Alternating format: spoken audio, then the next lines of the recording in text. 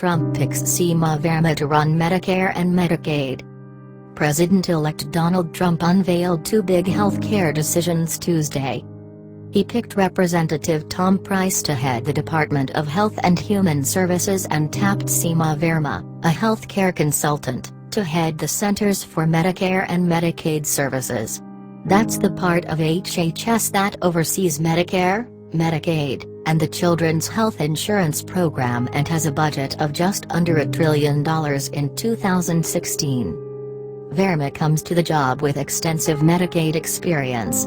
Her consulting firm, SVC Incorporated, worked closely with Indiana Governor Mike Pence to design Indiana's Medicaid expansion under the Affordable Care Act.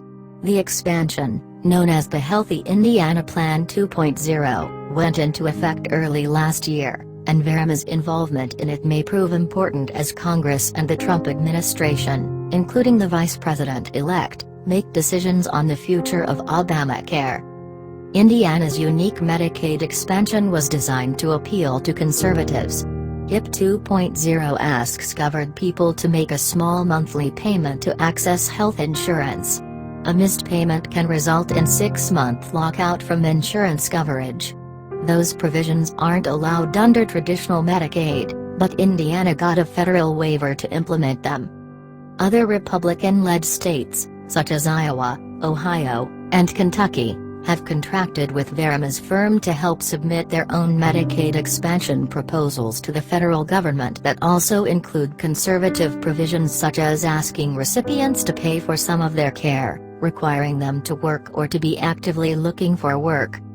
Susan Jo Thomas, who heads the Indiana Insurance Advocacy Group covering kids and families, says Verma's contributions to HIP 2.0 made Medicaid expansion possible in a Republican state. She understood that in order to get expansion in this state, it's more about what is palatable, what can get approved, she says. Nearly 410,000 people are members of HIP 2.0, according to the latest data from the state. But the Indiana approach has its critics.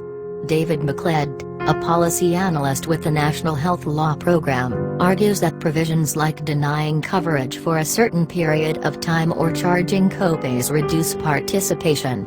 Early evaluations show that a lot of people don't understand this plan and don't understand the incentives in it, he says. That means people end up not getting the health care they need.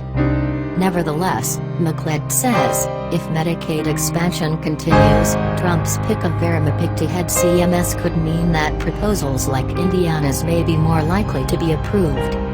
Policy analyst Joan Alker, with the Georgetown Center for Children and Families, finds it worrisome. It is a good thing that she has experience with Medicaid, and it is a positive that Gov.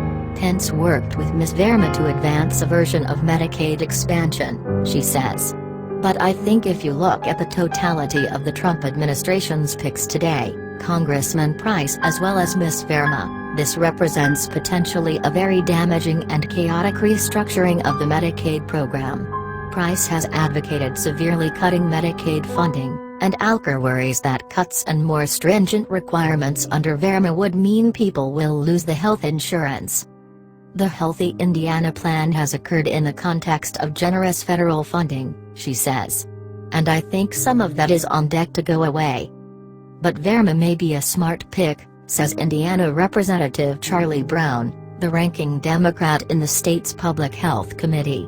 She is a smooth operator, and very, very persuasive, he says.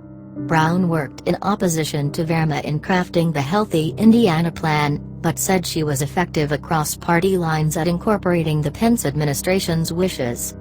She's very resourceful and intelligent, says Brown. But the question now becomes, what will be her marching orders as they relate to Medicare and Medicaid?